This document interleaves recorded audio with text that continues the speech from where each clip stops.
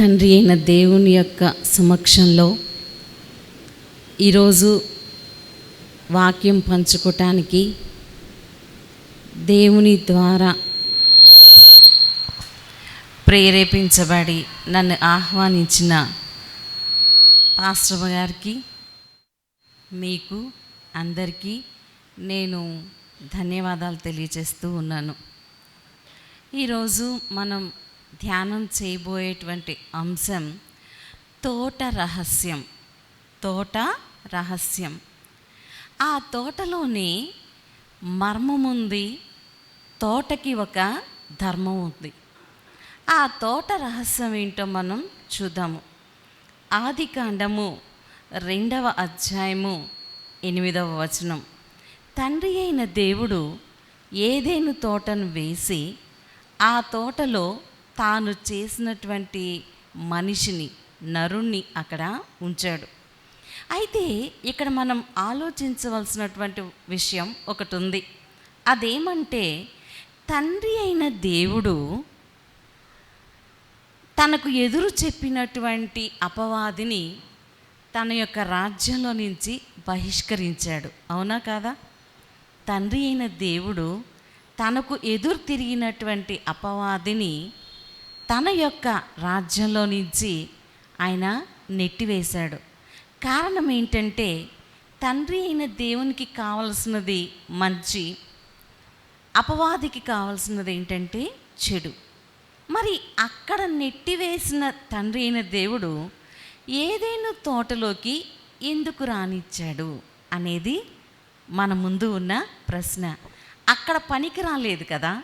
తండ్రి అయిన దేవునికి అతని ప్రవర్తన పనికి రాలేదు, అతని స్వభావం పనికి రాలేదు, అతని రూపం ఆయనకి నచ్చలేదు, అతని యొక్క ప్రతి వక్రమైనటువంటి దారి, వక్రమైన మార్గం తండ్రి అయిన దేవునికి నచ్చలేదు కాబట్టి నా రాజ్యంలో నీవు ఉండడానికి నేను ఇష్టపడను అని అక్కడ నెట్టివేసినటువంటి ఆయన ఈ తోట తాను ఎంతో ప్రేమించి, తాను ఎంతో ఇష్టపడి, తనకి కావలసినటువంటి పోలికతో తన పోలికని అతనికి ఇచ్చి అలా చేసుకున్నటువంటి ఆయన మరి ఆ తోటలోకి అపవాదిని ఎందుకు రానిచ్చాడు అనంటే, ఇది ప్రతి క్రైస్తవునికి, ప్రతి విశ్వాసికి ఒక సవాల్ లాంటిది. ఇక్కడ తండ్రి అయిన దేవుడు నిలబడి ఉన్నాడు.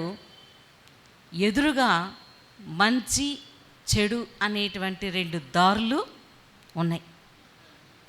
నరుడికి మంచి ఏంటో బోధించాడు తండ్రి అయిన దేవుడు. మరి ఒక వయస్సు వచ్చిన తర్వాత మంచి మార్గాన్ని ఎంచుకుంటామా, లేకపోతే దారి తప్పి చెడు త్రోవలోకి వెళ్తామా అనేది నిర్ణయించుకోవాల్సినటువంటి ఆవశ్యకత ప్రతి విశ్వాసికి ఉంది. అలాగే తాను ఎంచుకోబోతున్నటువంటి దారిని సరళంగా చేసుకోవాల్సినటువంటి బాధ్యత కూడా ప్రతి విశ్వాసికి ఉంది. ఇక్కడ తండ్రి అయిన దేవుని దగ్గర మంచి తప్ప చెడు అనేటువంటి దానికి అసలు అవకాశం అనేటువంటిది లేదు. కానీ అక్కడ ఆ తోటలో ఆయన చేసినప్పుడు, ఆయన ఆ తోటని వేసినప్పుడు, ఆ తోటని ఎంతో ఇష్టపడి నిర్మించినప్పుడు అక్కడ ఏమని వ్రాయబడి ఉన్నది అనంటే, చూడటానికి రమ్యంగా ఉన్నటువంటి, అలాగే ఆహారానికి పనికి వచ్చేటువంటి చక్కని పండ్లను ఆయన అక్కడ, పండ్లనిచ్చేటువంటి చెట్లని అక్కడ ఆయన వేయటం జరిగింది. అంటే చూడటానికి బాగుండాలి, అలాగే తినటానికి బాగుండాలి, ఆహారానికి పనికి రావాలి. మనం తినేటువంటి ఆహారం ఎలా ఉండాలి అనంటే, మనకి ఆరోగ్యాన్ని ఇచ్చేటట్లు ఉండాలి, అంతేగాని మనకి అనారోగ్యం తెచ్చిపెట్టేటట్లు ఉండకూడదు. అంతేకాకుండా మనం తినేటువంటి ఆహారం మన యొక్క అవయవాలని పాడు చేసేటట్లు ఉండకూడదు. మన యొక్క ఆహారం అంటే మనం పుచ్చుకునేటువంటి, మనం తినేటువంటి ఆ ఆహారం మన అవయవాలను ఏం చేయాలి? చక్కగా ఉంచాలి, ఆరోగ్యంగా ఉంచాలి, ఆ అవయవాలు పాడు కాకుండా చేయాలి. అది దేవుని యొక్క ఆలోచన. ఈరోజు మనం తినేటువంటి ఆహారం నిజం చెప్పాలంటే 100% కూడా మన యొక్క అవయవాలకి, మన శరీరానికి ఏం చేస్తుంది అనంటే కీడు అనేది చేస్తుంది. కనుక ఈరోజు నుంచి మనం ఏం చేయాలనంటే మన ఆహారం మన యొక్క దేహానికి ఆరోగ్యాన్ని ఇచ్చేటట్లు ఉండేటట్లు చూసుకోవాలి. అలాంటి ఆహారాన్ని అలా మరి పండు లేకపోతే ఏ ఆకుకూరో ఏదైతే మన దేహానికి సత్ఫలితాన్ని ఇచ్చి ఆరోగ్యాన్ని ఇస్తుందో అటువంటి ఆహారాన్ని మనం ఎంచుకొని దాన్ని పుచ్చుకుంటే మనం బలపడతాం. ఈ రోజున మనం తినేటువంటి ఆహారం కలుషితం అయిపోయింది. అయితే నేనేమంటున్నాను అనంటే శరీరం కలుషితం అయిపోతే అయిపోయింది, కానీ హృదయం అనేది కలుషితం కాకుండా చూసుకోవాలి. ఇక్కడ నేను చెప్పాను తోట రహస్యం అని చెప్పాను, ఆ తోటకు ఒక మర్మం ఉందని చెప్పాను, ఆ తోటకు ఒక ధర్మం ఉంది అని చెప్పాను. తోట ధర్మం ఏంటనంటే హృదయాన్ని పరిశుద్ధంగా ఉంచటం. తోట మనకేం బోధిస్తుంది అనంటే నీ హృదయాన్ని నీవు భద్రపరచుకో, నీ హృదయం కల్మషం కాకుండా చూసుకో, నీ హృదయం దారి తప్పకుండా చూసుకో అని మనకి బోధిస్తుంది. అక్కడ రమ్యమైనటువంటి ఏం చేశాడు ఆయన, పండ్లని సృష్టించటం అనేది జరిగింది. రమ్యంగా అంటే చూడటానికి ఆ ఆకారం బాగుండాలి, చూడటానికి ఆ రంగు బాగుండాలి, పండు యొక్క ఆకారం బాగుండాలి, పండు యొక్క రంగు బాగుండాలి, పండు యొక్క రుచి కూడా బాగుండాలి. అందుకే ఆయన చేశాడు. నేను అనుకుంటున్నాను చూడటానికి రమ్యంగా ఉన్నవి అనంటే నేనేమనుకుంటున్నానంటే ఆయన ద్రాక్ష పండుని తిన్నాడు, ద్రాక్ష రసాన్ని త్రాగాడు. కాబట్టి ఖచ్చితంగా ద్రాక్ష చెట్టు అనేటువంటిది ఏదైనా తోటలో ఉండే ఉంటుంది. తర్వాత మరి ఆలయాన్ని తను కట్టించుకునేటప్పుడు తాను ఉండటానికి తనకొక మందిరాన్ని ఆయన నిర్మించుకుంటూ ఉన్న సమయంలో దానిమ్మ గింజల యొక్క ఆకారాన్ని వాడటం అనేది జరిగింది. ఏది, డిజైన్ కోసం, ఆకృతి కోసం వాడటం జరిగింది. కాబట్టి దానిమ్మ కూడా అక్కడ ఉండి ఉంటుంది చెట్టు అని చెప్పి నేను అనుకుంటున్నాను. తర్వాత ఆయనకి ఆకలి వేసినప్పుడు ఆకలి తీరటం కోసం ఏ పండు వైపు చూశాడు, అక్కడ అంజూర పండు వైపు చూశాడు కదా. కాబట్టి అంజూర పండు అనేది ఖచ్చితంగా ఆ తోటలో ఉండే ఉంటుంది. ఇంకా చెప్పాలి అనంటే ఆయన మరి ఖర్జూరం అనేటువంటి దానిని గురించి వివరించాడు పరిశుద్ధ గ్రంథాల్లో. అయితే నాకు ఇచ్చినటువంటి కళల సారాంశం ద్వారా నేను గ్రహించింది ఏంటంటే అక్కడ మామిడి ఉండుంటుంది, అక్కడ అరటి కూడా ఉండి ఉంటుంది అని చెప్పి నేను అనుకుంటున్నాను. ఎందుకంటే అంజూరం తింటే రక్తం అభివృద్ధి చెందుతుంది, అలాగే మనం ఖర్జూరం తిన్నా కూడా రక్తలేమి అనేటువంటిది లేకుండా ఉంటుంది.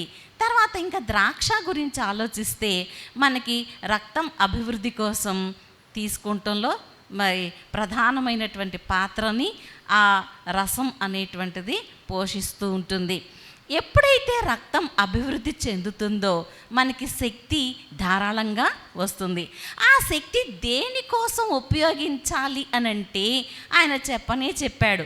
ఆదికాండము 1వ అధ్యాయము 28వ వచనంలో ఏం చెప్పాడనంటే వారిద్దరిని అంటే ఆయన తన పోలికలో పురుషునిగా స్త్రీగా చేసిన తర్వాత, నరులను చేసిన తర్వాత వాళ్ళతో ఏమని చెప్పాడంటే మీరు ఫలించండి, అభివృద్ధి చెందండి, భూమిని నింపండి అని చెప్పి వాళ్ళని మనస్ఫూర్తిగా ఆయన ఏం చేశాడు, ఆశీర్వదించాడు.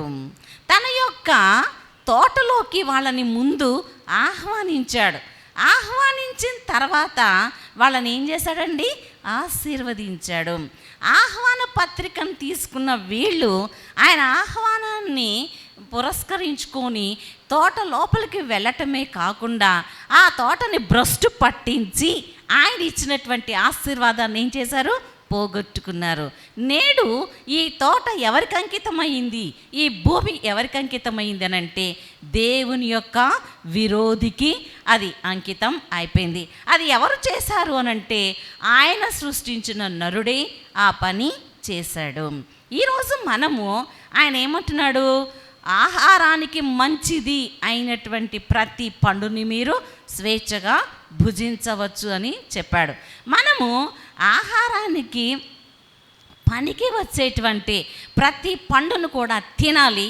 ఆ పండు మనకి ఇచ్చినటువంటి శక్తితో మనం ఏం చేయాలి అని అంటే ఈ భూమిని నింపాలి. ఎలా నింపాలి అనంటే మంచి అనేటువంటి దానితో నింపాలి.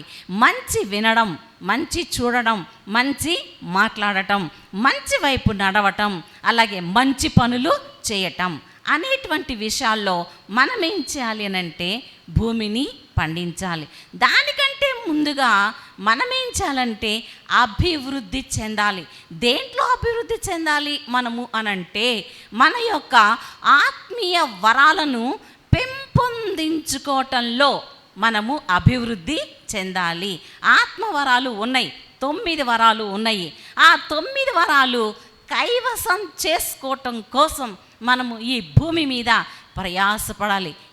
ఆయన ఇచ్చినటువంటి ఆహార పదార్థాలను మనం భుజిస్తూ ఉన్నప్పుడు ఆయన కోసం పని చేయటంలో తప్పు లేదు కదా, అంతేనా కాదా? మనము యజమానుడికి ఏం చేస్తాము? విలువనిస్తాము. యజమానురాలికి విలువనిస్తాము. అలాగే మన తండ్రి అయిన దేవునికి మన యజమానుని కంటే, యజమానురాలి కంటే ఎక్కువగా మనం ఏం చేయాలి? విలువ అనేది ఇవ్వాలి. రేపు తీర్పు తీర్చబోయేది యజమానుడు కాదు, యజమానురాలు కాదు. ఎవరు తీర్పు తీరుస్తారు అనంటే తండ్రి అయిన దేవుడు తీర్పు తీరుస్తాడు. కాబట్టి ఈరోజు మనం ఏం చేయాలి అనంటే ఈ భూమిని నింపేటువంటి విషయంలో ముందుకు రావాలి. అలాంటి నిర్ణయం తీసుకునేటువంటి విషయంలో మనం ముందంజ వేయాలి. ఆయన అంటున్నాడు అభివృద్ధి చెందండి, ఫలించండి. వాళ్ళు ఫలించారు. దేంట్లో ఫలించారనంటే పాపాన్ని పండించటంలో వాళ్ళు ఫలించారు. ఈరోజు మనం ఏం చేయాలనంటే ఆ పాప దాస్యములో నుంచి విడుదల పొందుకోవటం కోసం మనం ప్రయాసపడుతూ మన ముందున్నటువంటి వారికి మనం నేర్చుకున్నటువంటి అంశాలను తెలియజేస్తూ రావాలి. అదే నిజమైన సేవ అని అనబడుతుంది. లేకపోతే మనం ఎంత సేవ చేసినా, ఎంత విశ్వాసంలో ఉన్నా, ఎన్ని సాక్ష్యాలు చెప్పినా, ఎన్ని ప్రసంగాలు విన్నా కూడా అవన్నీ ఏమవుతాయి? వ్యర్థమైపోతాయి. ప్రసంగి ఏమంటున్నాడు? భూమి మీద జరిగేదంతా కూడా ఏంటి? భూమి మీద జరిగేదంతా కూడా వ్యర్థమే. నిజమే కదా, వ్యర్థమే. ఈ వ్యర్థం కోసం అర్థం లేకుండా మనం ఏం చేస్తున్నామనండి? మనం ఏం చేస్తున్నామంటే చెప్పండి. అంటే వ్యర్థమైపోయేటువంటి ఈ లోకం కోసం అర్థం లేకుండా మనం పోరాడుతూ ఉన్నాం. అపార్థాలు వచ్చేస్తున్నాయి. పర్థం లేని ఆలోచనలతోటి మన జీవితాలను నరకం చేసుకోవటమే కాకుండా మన ఆత్మ జీవితాలను ఏం చేస్తున్నాం? పాడు చేసుకుంటున్నాం. ఆ పాడు అనేటువంటిది ఇక పైన మన జీవితాల్లో ఉండటానికి వీలు లేదు అన్నమాట. ఈరోజు తండ్రి అయిన దేవుని యొక్క ఆశని మనం నెరవేర్చేటువంటి వాళ్ళంగా ఉండాలి. మన కోసం ఇంత ప్రకృతిని ఇచ్చాడు ఆయన, మన కోసము ఇంత చక్కటి మందిరాన్ని ఇచ్చాడు ఆయన. మనం అభివృద్ధి చెందటం కోసం, మనం ఫలించటం కోసం ఆయన మనకన్నీ అమర్చి పెట్టాడు కదా, మనకన్నీ కూడా సమకూర్చి పెట్టాడు. మరి ఆ సమకూర్పులో నుంచి మనం ఏమి కూర్చి ఇస్తున్నాం ఆయనకి అనేది ఆలోచించుకుంటే అది చాలా బాధాకరంగా ఉంటుంది. ఎప్పుడైతే తోట వేశాడో, ఆ తోటలో తాను చేసినటువంటి మనిషిని పెట్టాడో, వెంటనే ఆ మనిషికి ఒక హెచ్చరికనిచ్చాడు ఆయన. ఏమనంటే, నీవు కంటికి కనిపించిన అంటే అందంగా ఉన్నటువంటి పండును తిను, కానీ ఆ పండు ద్రాక్ష పండును నువ్వు తినొద్దు, తింటే చనిపోతావు అని చెప్పాడు. చెప్పినప్పుడు ఆదాము ఏం చేయాలి? తన కళ్ళు అందమైన కళ్ళు కదా, తన చెవులు అందమైనటువంటి చెవులు, తన నోరు అందమైనటువంటి నోరు, తన ముక్కు అందమైనటువంటి ముక్కు. దేవుడు నిన్నంత అందంగా చేశాడు కదా, ఏమైపోయింది నీ అందం? ఆయన ఇచ్చిన అందం కావాలి, ఆయన ఇచ్చిన పోలిక కావాలి. మరి ఆయన ఇచ్చిన హృదయపు అందం ఏది? నీకు అక్కడే ఇచ్చాడు కదా. ఏదైనా తోటలోనే ఆయన నీకేమిచ్చాడు? మలినమైనటువంటి హృదయాన్ని, మలినమైన మనసుని ఆయన నీకు ఇవ్వలేదు. ఏమిచ్చాడు? అందమైన హృదయాన్ని ఆయన నీకు ఇచ్చాడు. కానీ ఆ అందమైన హృదయం ఏమైపోయిందండి? ఏమైపోయింది? పాడైపోయింది, చెదిరిపోయింది. హృదయానికి ఉన్నటువంటి ఆ హృదయానికి ఉన్న అందం ఏమైంది అని అంటే చెదిరిపోయింది, పారిపోయింది. అందం పారిపోయింది. చెడుని కౌగలించుకొని, చెడుని ఆహ్వానించి, చెడుతోటి స్నేహం చేసి ఏమైంది? ఆ అందం కాస్త పారిపోయింది. ఆ హృదయాన్ని విడిచిపెట్టి దూరంగా పారిపోయింది. అందుకే తండ్రి దేవుడు ఏం చేశాడు? వాళ్ళని కూడా దూరంగా నెట్టేశాడు. ఫస్ట్ పరలోకంలో నెట్టివేత, రెండోది భూలోకంలో నెట్టివేత. అన్నీ నెట్టివేతలే. పోత పోసినటువంటి ఒక చక్కని ఆకారాన్ని కలిగి ఉండవలసినటువంటి మనము ఈరోజు ఏమైపోతున్నామనంటే నెట్టివేయబడుతున్నాం.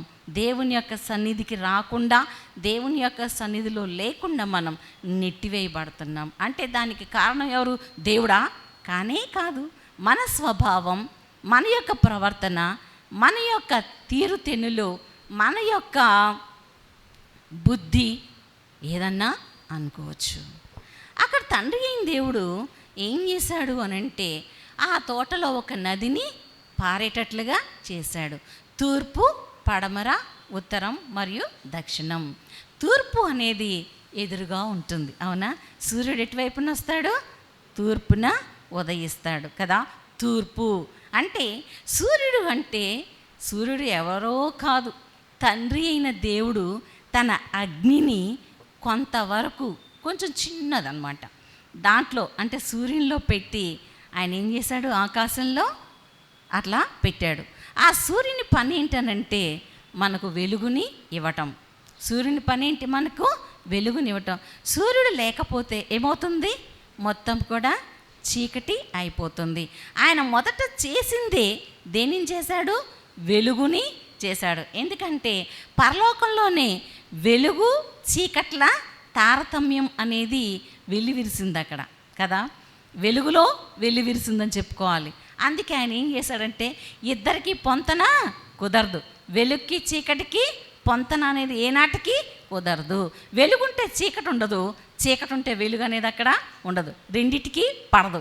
కాబట్టి ఈ లోకంలో చీకటిని తీసుకొచ్చావు కాబట్టి సాతానా, నువ్వు ఇక్కడ ఉండటానికి పనికి రాదు కనుక నేను ఇక్కడి నుంచి నెట్టివేస్తున్నానని చెప్పి ఆయన నెట్టివేశాడు.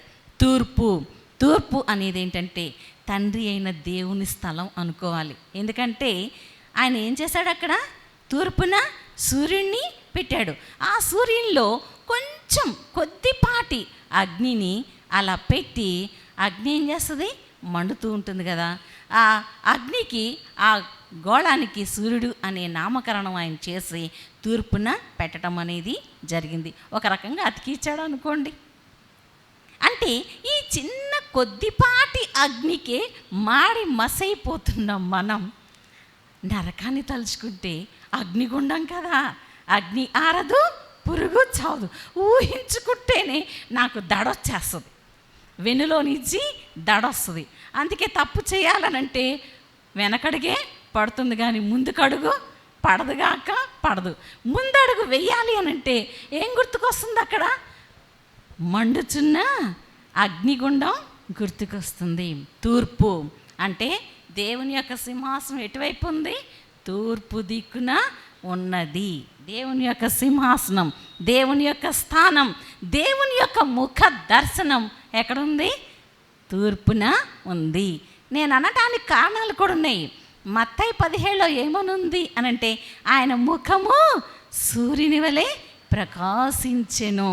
ఇక్కడ ఆదికాండము 37వ అధ్యాయంలో చూస్తే యోసేపుకు వచ్చినటువంటి కలలో సూర్యుడు మరియు చంద్రుడు తర్వాత నక్షత్రాలు 11 నక్షత్రాలు నాకు నమస్కారం చేస్తున్నాయి అని చెప్పి ఆయన కలగన్నట్టు అక్కడ వ్రాయబడి ఉంది.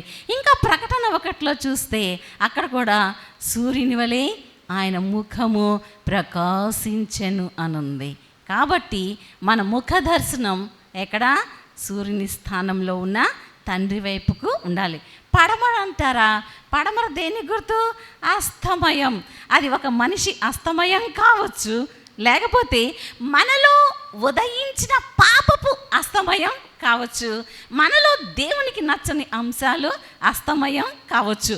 ఇంతకీ మీరేం కోరుకుంటున్నారో నాకైతే తెలియదు, కానీ నేనైతే దినదినము తూర్పున ఉన్నటువంటి ఉదయిస్తున్నటువంటి ఆ సూర్యుల్లో ఆయన ముఖ దర్శనం చేసుకుంటూ సాయంకాలం అయ్యేసరికి ఏం చేస్తున్నానంటే, ఏమైనా తప్పు చేశానేమో ప్రభు నన్ను క్షమించు అని పాప క్షమాపణ ఆయన దగ్గర నుంచి కోరుకుంటూ వస్తున్నా. కాబట్టి నేను చేసే పని ఇప్పుడు విన్న మీరందరూ చెయ్యాలంటారా వద్దంటారా? ఖచ్చితంగా చేయాలి, ఖచ్చితంగా చేయాలి. దక్షిణం ఆయన ఏమంటున్నాడు? నా దక్షిణ హస్తముతో నేను నిన్ను ఆశీర్వదిస్తాను. నా దక్షిణ హస్తముతో నేను నిన్ను ఆశీర్వదిస్తాను. ఉత్తరం అనేది ఇప్పుడు దక్షిణ హస్తం అనుకోండి, మరి ఇది ఉత్తర హస్తమే కదా అవుతుంది, అవునా కాదా? ఇది తూర్పు, ఆయన ముఖం కనిపిస్తుంది. ఎదురుగా వెనక్కి వెళ్ళిపోతే పడమర వస్తుంది, మరి ఇటు దక్షిణం వస్తుంది, ఇటు ఉత్తరం వస్తుంది, అవునా? ఉత్తరం అనేది భూమి మీద మన జీవిత విధానానికి గుర్తు. బైబిల్లో ఉందా అని మీరు నన్ను అడగొచ్చు, కానీ ఇది నాకు ఇందాక మీ పాస్టమ్ గారు ఒక మాట చెప్పారు. ఏం చెప్పారు? మీరే చెప్పండి. ఒక మాట చెప్పారు, దేవునిలో శ్రమలు ఎక్కువయ్యే కొద్దీ ఏమవుతుంది? దేవుని యొక్క జ్ఞానం సారం పెరుగుతుంది. నేను అట్లా వచ్చిన దాన్ని, మా అభికి బాగా తెలుసు. ఒకసారి నుంచోవయ్యా. చిన్నప్పుడు నా వెనకొచ్చేవాడు ప్రార్థనలతో నాతో పాటు కదా. ఈ రాజమండ్రి అంతా తిరిగాము మేము ప్రార్థన. పాపం నాతో పాటే కటిక నేల మీద పడుకున్నాడు. తర్వాత నేను తిన్న పచ్చడి మెతుకులే తను కూడా తిన్నాడు. ఈరోజు దేవుడు మరి తినని ఈ విధంగా ఆశీర్వదించాడు. కాబట్టి మనం నేర్చుకోవాలి అంటే పరిశుద్ధ గ్రంథంలో ఉన్నటువంటి మర్మాలు మనకి తెలియాలి అని అంటే ఖచ్చితంగా మనం దేవుని వెనక శ్రమల గుండంలో నుంచి ప్రయాణం చేయాలి. తండ్రి అయిన దేవుడు ప్రయాణం చేశాడు కదా, ఆయనకు తెలీదా శ్రమ అంటే ఏంటో? ఆయనకు తెలీదా? శ్రమ అంటే ఏంటో ఆయనకు తెలుసు, క్షమ అంటే ఏంటో కూడా ఆయనకు తెలుసు. ఆయనగా క్షమించాల్సింది, శిక్ష వేయటం ఆయనకి తెలుసు, తర్వాత క్షమతో కూడిన భిక్ష పెట్టడం కూడా ఆయనకి తెలుసు కదా. మనకి శిక్ష వద్దు, కానీ ఆయన ఇచ్చేటువంటి క్షమాభిక్ష అనేది కావాలి. దానిని పొందుకోలేక ఇస్కరియోతు యోధ ఏమయ్యాడు? తనకై తానుగా ఊరి వేసుకొని చచ్చాడు. దేవునికి ఎంత అవమానం కదా అది, దేవునికి ఎంత అవమానం. అలాగా తనతో ఉన్నటువంటి ఒక శిష్యుడు, తనతో పాటు భోజన పంక్తిలో కూర్చొని భోజనం చేసినటువంటి ఒక శిష్యుడు, తాను ఎక్కడికి వెళ్తే అక్కడికి తనను వెంబడించినటువంటి శిష్యుడు, తాను ఏర్పాటు చేసుకున్న ప్రత్యేక వర్గంలో ఉన్నటువంటి శిష్యుడు తనని ముద్దు పెట్టి అప్పగించి 30 వెండి నాణేలకి ఆశపడి తనని ముద్దు పెట్టి అప్పగించి కుక్క చావు చనిపోయాడనంటే అది ఎవరికి అవమానం? తండ్రి అయిన దేవునికి అవమానం. మరి ఆ ప్లేస్లో ఇస్కరియోతు యోధ ఉన్నటువంటి స్థానంలో మనల్ని ఆ చోట్లో మనం ఊహించుకొని చూద్దామా?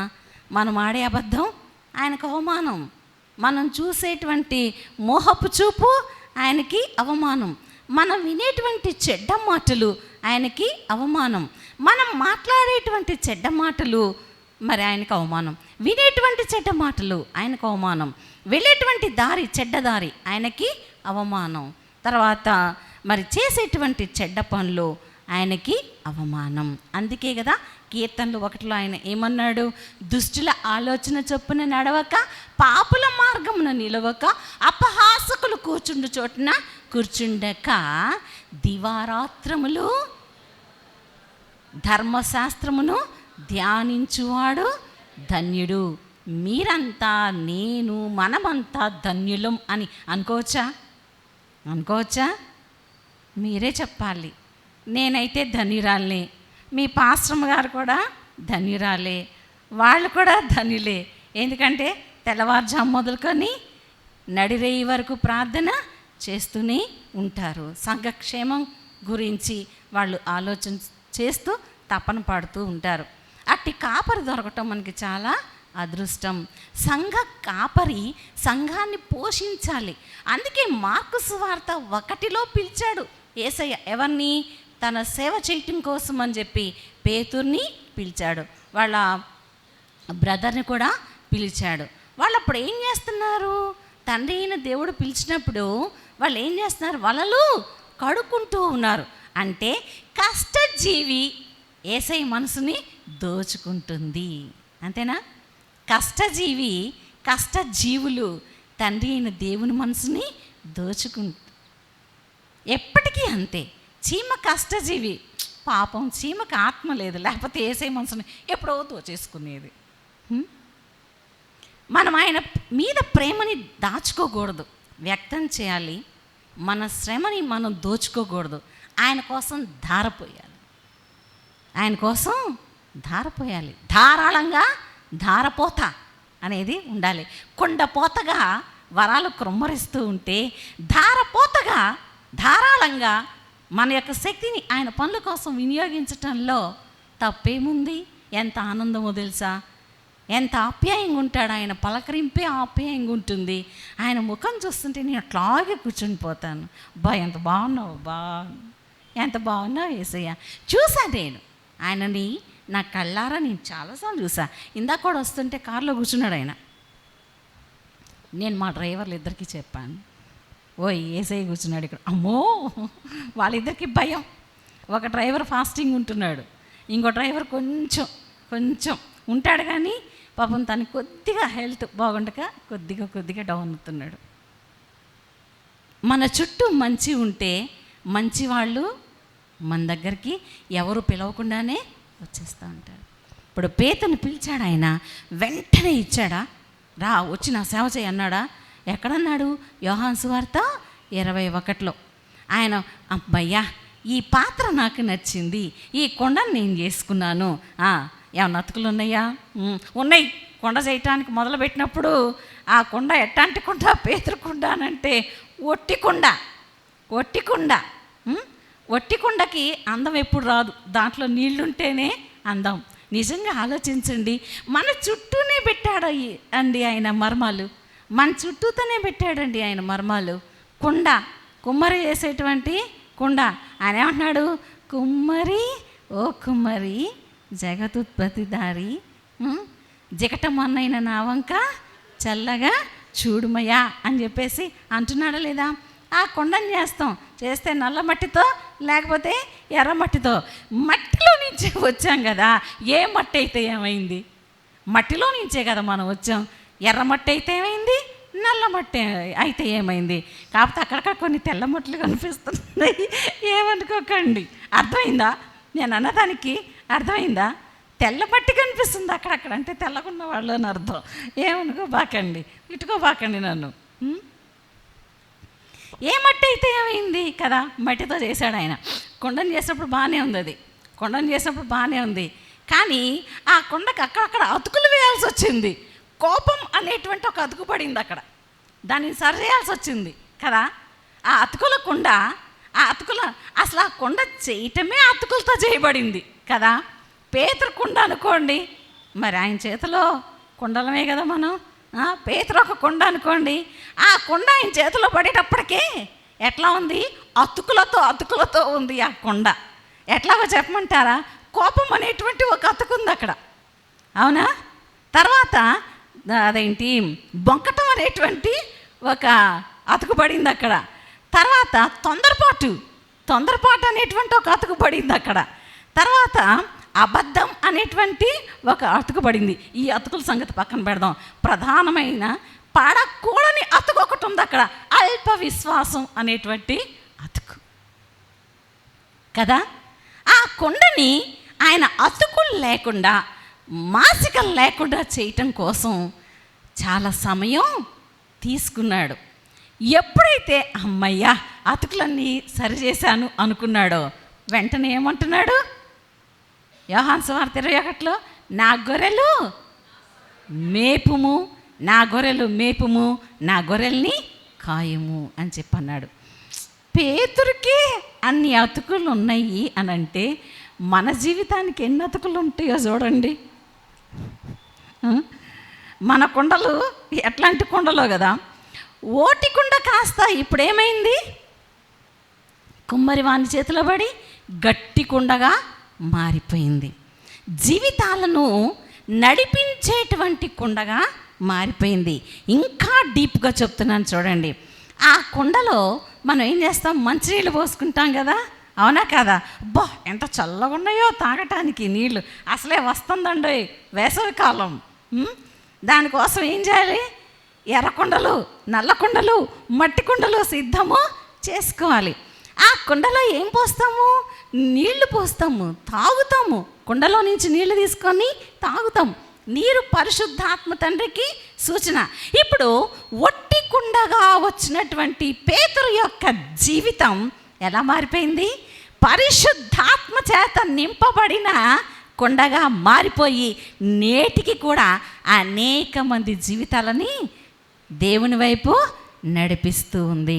ఆ కుండలో ఏమున్నాయి, నీళ్ళున్నాయి. సముద్రపు నీరా కాదు కాదు, ఏ నీరు, నది నీరు, మంచి నీరు ఉంది దాంట్లో. మన కుండలు ఎట్లా ఉన్నాయో వెలవెలబోతున్నాయి ఆ నీళ్ళు లేకపోతే మన కుండల్లో మరి సగం నీళ్ళే పట్టయ్యా. కాకుంది కదా, పాపం దాహం వేసిందంట. ఒక కథ ఏం చేసింది, దాని తెలివికి మెచ్చుకోవాలి అని నేను అనను, కానీ ఆ కథ వ్రాసిన ఆ రచయిత్రో ఆయన తెలివిని మెచ్చుకోవాలి, లేకపోతే ఆవిడ తెలివిని మెచ్చుకోవాలి. కాకి దాహం వేసింది, రాళ్ళు తీసుకొచ్చింది, గులకరాళ్ళు ఒకటి వేసింది. ఒకటి వేస్తే నీళ్ళు పైకి జుమ్మని ఎట్టొస్తాయి చెప్పండి. అక్కడ బోర్లో నుంచే రావట్లా. ఎండిపోయిన బోర్లు బౌరుమని బోరుమని ఏడుస్తూ ఉన్నాయి. మరి మన కుండలో నీళ్ళు ఎట్లా ఉన్నాయి, అడుగు పొడుగు ఉన్నాయా, అడుగంటిపోయినాయా, లేకపోతే పొర్లి నా గిన్నె నిండి పొర్లుచున్నది అనే విధంగా ఉన్నాయి ఆ నీళ్ళు. చూసుకోవాల్సినటువంటి బాధ్యత ఎవరిదండి, ఎవరిది, మనదే. మా పాస్టర్ గారు ప్రార్థన చేస్తారులే, మా అన్నయ్య ప్రార్థన చేస్తాడులే, లేకపోతే మా తమ్ముడు మా చెల్లి ప్రార్థన చేస్తాడులే అనుకోకండి. మీ అన్నయ్య తింటే సరిపోతుందిగా, మరి మీరెందుకు తినడం? మరి మీ పాస్టర్ గారు తింటే సరిపోతుంది కదా, మీరెందుకు తినటం, నేనెందుకు తినడం? ఎవరి ప్రార్థన వాళ్ళదే. ఇంతకుముందు చెప్పాను కదా, ఈ చేతితో తినడం, ఈ చేతితో శుభ్రము చేసుకోవటం చెప్పాను కదా. విన్నారా? విన్నవాళ్ళ చేతులు పైకెత్తండి. నేను చెప్పింది very very very very very bad అనలేండి, ఇంకోసారి పిలవరు. వెరీ వెరీ వెరీ బ్యాడ్ అని అంటే అసలు పిలవరు. ఏంటక్క చర్చికి వచ్చి బ్యాడ్ అంటావా నువ్వు అని మీ పాస్టర్ గారు నా మీద యుద్ధానికి వచ్చారనుకోండి, నేను అయిపోవాలి. ఎందుకంటే రేపు 26వ తారీఖున రావాలి మళ్ళీ. కనుక జాగ్రత్తగా ఉండాలి. జీవితం అనేది దేవుడు ఇచ్చినటువంటి ఒక ఐశ్వర్యం అని చెప్పుకోవాలి. ఈ డబ్బు కాదు, ధనం కాదు, నగలు కాదు. నగలతోనే వగలొస్తాయి, తెలుసో లేదో మీకు. తెలుసా? నగలతో ఏమొస్తాయి? వగలు. అది పగలే వస్తాయి ఆ వగలు. చాలా జాగ్రత్తగా ఉండాలి. మన జీవితం అనేటువంటిది దేవుడు మనకిచ్చినటువంటి ఒక వరం, అలాగే దేవుడు మనకిచ్చినటువంటి ఒక అదృష్టం, దేవుడు మనకిచ్చినటువంటి ఒక ఐశ్వర్యం. ఈ భౌతిక దేహాన్ని ఎలా అయితే కాపాడుకుంటూ చక్కగా ముస్తాబయ్యి వస్తున్నామో దానికంటే ఎక్కువగా ఆత్మ దేహాన్ని కాపాడుకోవాలి. ఆ ఆత్మదేహపు మర్మమే ఎక్కడుంది? ఏదైనా తోటలో ఉంది. ఆత్మదేహాన్ని వాళ్ళు ఎలా పాడు చేశారు? వాళ్ళిద్దరు భార్యాభర్తలు, లైక్ అననీయ సపీరా అనుకోండి, ఎలా పాడు చేశారు అనేటువంటి మర్మం ఏదైనా తోటలో ఉంది. ఆ మర్మాన్ని మనందరికీ తెలియజేశాడు ఆయన. ఇప్పుడు ఏమంటున్నాడనంటే మన ధర్మం అదే తోటలో, అదే ఏదైనా తోటలో ఏముంది? తోట ధర్మం ఉంది. ఆ ధర్మాన్ని కాపాడటం కోసం ఆయన సిలువ ఎక్కి ప్రాణత్యాగం చేసి మనకంటూ ఒక దారిని ఏర్పాటు చేశాడు. ఇప్పుడు మర్మం తెలుసుకున్నాం మనం. ఆ మర్మం ఏంటి అనంటే అపవాదికి ఏ పండులో మంచి చెడు దాగుందో తెలియదు. అపవాదికి అంటే సాతానుడికి ఏ పండుని దేవుడు తినవద్దని ఆదాముతోటి చెప్పాడో వాడికి తెలీదు. తెలుసుకోవాలనేటువంటి ఉత్సుకత, తెలుసుకోవాలి అనేటువంటి కుతూహలం. ఇందాక పాట భలే పాడారు, కుతూహలం ఆర్భాటమే మన దేవుని సన్నిధిలో. ఈ కుతూహలం ఎక్కడొచ్చింది? సాతానుడికి వచ్చింది. వాళ్ళిద్దరికీ లేదు. భార్యాభర్తలుగా ఉన్న వాళ్ళిద్దరికీ కుతూహలం లేదు. ఎవరికి వచ్చింది ఆ కుతూహలం, ఆర్భాటం ఎవరికి వచ్చింది అని అంటే ఆ తోటలో ఉన్న అపవాదికి ఆర్భాటం, ఆ అపవాదికి కుతూహలము వచ్చినాయి. తెలుసుకోవాలి. ఆదాము దగ్గర పాపం ఇతగాడు వేసిన ఎత్తులేమీ పనికి రాలేదు. అపవాది వేసినటువంటి ఎత్తులు కానీ పనిన జిత్తులు కానీ ఎవరి దగ్గర పనికి రాలేదు? ఆదాము దగ్గర పనికి రాలేదు. బాగానే ఉన్నాడు. మేమందరం గ్రేట్ అనుకోమాకండి అబ్బాయిలు, మేమందరం గ్రేట్ అనుకోమాకండి. అక్కడ ఇంకో చొరక పడుతుంది. ఏంటనంటే ముందు సృష్టిలోకి వచ్చింది ఆదాము, హవ్వ పాపం తర్వాత వచ్చింది. భర్త చెప్పాడు ఆ పండు తినొద్దన్నాడమ్మా యేసయ్య అని చెప్పాడు. లేకపోతే దేవుడు, ఎవరన్నా ఒకటేలేండి, దేవుడు ఆ పండు తినొద్దు అని చెప్పేసి చెప్పాడు. మరి హవ్వ మేడం గారు ఆ పండు తీసుకొచ్చినప్పుడు ఆదాము సార్ ఏం చేయాలి? ఆదాము గారు ఏం చెప్పాలి? ఆ పండు అదే కదా, నువ్వు తిన్నావా గాడిద, నువ్వు తీసుకొచ్చావా ఇక్కడికి, ఎందుకు తీసుకొచ్చావు, పో పో పో పో అని చెప్పాలి కదా. చెప్పలేదు. మరి పురుషుందే కదా సీనియారిటీ అక్కడ తోటలో. మనం వెనకాల వచ్చిన వాళ్ళం, వాళ్ళదే ఆధిపత్యం అక్కడ. ఫస్ట్ ఉన్న వాళ్ళు వాళ్ళే. దేవునితో మాట్లాడిన అదేంటి ఆ దృశ్యం కూడా వాళ్ళకే చెందుద్ది. కానీ అక్కడ పాపం దేవుని పక్కన పెట్టేసి ఏం చేశాడు? నేను కూడా పాపిని, నేను కూడా పాపపు జాతిలోకి వెళ్ళిపోతానని వచ్చాడు. రాకూడదుగా, లాగి పెట్టి చెంప మీద ఒకటి కొట్టచ్చు కదా చెల్లుమని. అప్పుడు ఆ హవ్వ కూడా మారేదేమో, అయ్యో తప్పు చేశాను, అప్పుడు ఇంకో హవ్వని చేసేవాడేమో దేవుడు. ఉన్నారుగా ప్రక్కట చాలామంది, ప్రక్కటెముకలు చాలా ఉన్నాయి, ప్రక్కటెముకలు చాలానే ఉన్నాయి. ఒకదానే తీసుకున్నాడు ఆయన. దావీదుకి బోలెడు మంది కాదా, ప్రక్కటెముకలు బోలెడు మంది. అట్లాగే సొలొమోనుకి చాలామంది. అబ్బా, మరి ఎల్కానాకైతే 2 ప్రక్కటెముకలు, అవునా కాదా? ఒప్పుకుంటారా మీరు? ఎవరైనా ఇంకో ప్రక్కటెముకను తెచ్చుకోండి మీరు అని అంటారా? నవ్వుతారేంటండి? జాగ్రత్త. మత్తయి 19 గుర్తుపెట్టుకోవాలి మళ్ళీ. ఒక భార్య ఒక భర్త, అంతకు మించింది ఏమంటున్నాడు ఆయన? ఏమంటున్నాడు? వ్యభిచారం అని చెప్పేసి అంటున్నాడు. ఈ సాతానుడికి ఏం చేయాలో తోచట్లేదు. మరి సాతానుడు ఆ తోటలోకి రాకపోతే, దేవుడే అక్కడ ఉంటే మరి యుద్ధం ఎట్లా స్టార్ట్ అవుతుంది కదా? దేవుడు కూడా ఒక పరీక్ష పెట్టాడు. ఎవరికి? ఆదాముకి హవ్వకి. దాన్ని ఏమంటారంటే ఆత్మీయ పరీక్ష. ఈ లోకంలో మనం పరీక్షలు మన పిల్లలు ఎలా రాస్తారో అలాగే, అంటే ఎల్కేజీ, యూకేజీ 1, 2, 3, 4, 5, 9, 11, 12, 13, 14, 15, 15 తర్వాత 16, 17 పిహెచ్డి, ఆ మధ్యలో ఎంఫిల్ ఒకటి కదా. ఈ లోకంలో పరీక్షలు ఎట్లయితే రాస్తారో అలాగే ఆత్మకు సంబంధించినటువంటి పరీక్షలు కూడా ఉంటాయి. యోబు ఎదుర్కొన్నది ఆత్మ పరీక్ష. అలాగే యెఫ్తా ఎదుర్కొన్నది ఆత్మకు సంబంధించిన పరీక్ష. పేతురు ఎదుర్కొన్నది ఆత్మకు సంబంధించిన పరీక్ష. యేసయ్య ఎదుర్కొన్నది ఆయనకి ఆత్మతో సంబంధం లేకపోయినా కూడా పరీక్ష. అపవాది ఎలా తెలుసుకోవాలి అని ప్రయత్నం చేసి చివరికి ఫలితం సాధించింది. అవునా కాదా? సాతానుడు ఫలితాన్ని సాధించాడు, మనమే సాధించలేకపోతున్నాం కదా. వాడు అనుకున్నది ఎట్టకేళ్ళకి ఏం చేశాడు? సాధించాడు. ఆ మర్మం, తోట మర్మం ఏంటో తెలుసుకున్నాడు. ఆ తోట మర్మం ఏంటి? ద్రాక్ష పండు. ఆ పండులో ఉన్నదేంటి? మంచి చెడు తెలుసుకున్నాడు. తెలుసుకొని ఏం చేశాడనంటే, ఇప్పుడు వాడు పరలోకంలో నుంచి మొదటగా బయటకు వచ్చాడు. రెండవది తోటలో నుంచి కూడా బయటికి వచ్చాడు. తాను తోటలో నుంచి బయటికి వస్తూ దేవుడు చేసినటువంటి నరులను కూడా ఏం చేశాడు? తోటలో నుంచి బయటికి తీసుకొని వచ్చాడు. అందుకే వెలుపల ఉండేవాళ్ళు వెలుపల ఉంటారు, లోపల ఉండేవాళ్ళు లోపల ఉంటారు అని వాక్యం ద్వారా దేవుడు మనకి తెలియజేశాడు.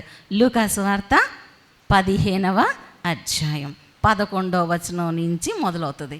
అవునా కాదా? ఇప్పుడు మనం ఎక్కడున్నాము? లోపలున్నామా బయటున్నామా? చెప్పండర్రా, లోపలున్నామా బయటున్నామా? లోపలున్నామా? నో. ఎక్కడున్నాము? బయట ఉన్నాము. ఇప్పుడు ఆ తోట కూడా వెలవెలబోతుంది. ఏదేం తోట కూడా బోసిపోయింది. ఎవరు లేక? ఆదాము హవ్వలు లేక. ఎప్పుడైతే వాళ్ళని బయటికి నెట్టాడో తండ్రి అయిన దేవుడు, ఆనాటి నుంచి రాకడ వచ్చి తీర్పు తీర్చే వరకు ఆ తోట వెలవెల పోవాల్సిందే. కళకళలాడాల్సిన తోట ఏం చేయాలి? ఆ తోట కళకళలాడవలసినటువంటి ఆ తోట నేడు ఎలా ఉంది? ఆదాముని నెట్టివేసిన దగ్గర నుంచి వెలవెలలాడుతూ ఉన్నది. ఇప్పుడు ఆ తోటని నింపేటువంటి బాధ్యత ఎవరిది?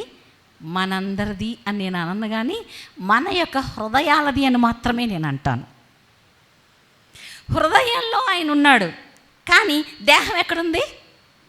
బయట ఉంది. ఇప్పుడు ఈ బయట దేహం బయటే మట్టిలోకి వెళ్ళిపోతుంది, కానీ హృదయంలో దేవుని కలిగి పశ్చాత్తాపడి ఆయన సన్నిధిలో బోరును ఏడ్చి పాపాన్ని విడిచిన ప్రతి విశ్వాసి కూడా ఎక్కడికి వెళ్తాడు? లోపలికి వెళ్తాడు. ఆయనతో పాటుగా పరిశుద్ధాత్మతో పాటుగా లోపలికి వెళ్ళేటువంటి అవకాశము దక్కుద్ది. అవునా కాదా? ఇది తోట.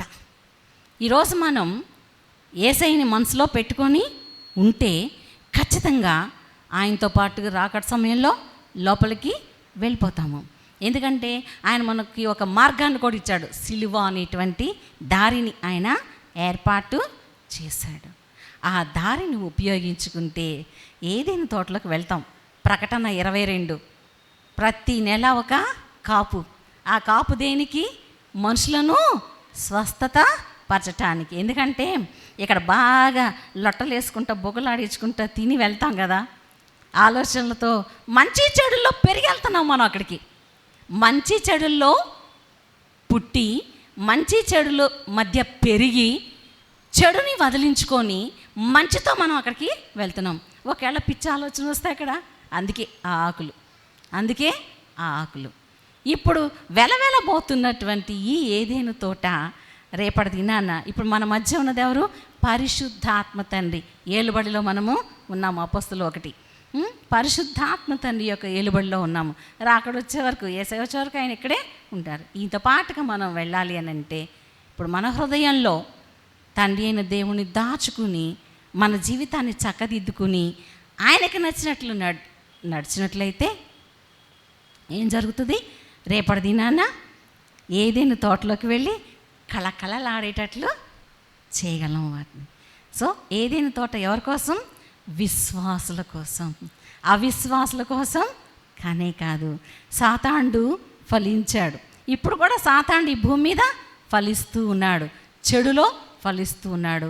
మంచి అంతగా రాణించటం లేదు. కాబట్టి మంచిని ఎంచుకుని దేవుని యొక్క సహాయంతో బలంగా మారి ఉపవాసం ఉంటూ మన జీవితాలని చక్కదిద్దుకుంటూ, ఆయన ఇచ్చినటువంటి ఈ ఆయుష్ ఎంతవరకు తెలియదు కాబట్టి మనం ముందుకు వెళ్ళటానికి పరిశుద్ధాత్మ తండ్రి, అలాగే త్రిత్వమై ఉన్న ఏకదేవుడు మనల్ని నడిపిస్తూ, ఆయన తన రాజ్యంలోనికి చేరే వరకు మనల్ని అలాగే అంటిపెట్టుకొని ఉండి, మనం దారి తప్పినప్పుడల్లా ఒక దెబ్బ కొడతా మనల్ని సరైన త్రోవలోకి నడిపించి మనల్ని ముందుకి చేర్చునుగాక, ఆయన రాజ్యంలోనికి తీసుకువెళ్ళునుగాక.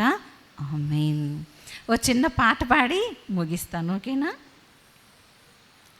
సరిగా పాడలేనేమో, ఏమనుకోకండి.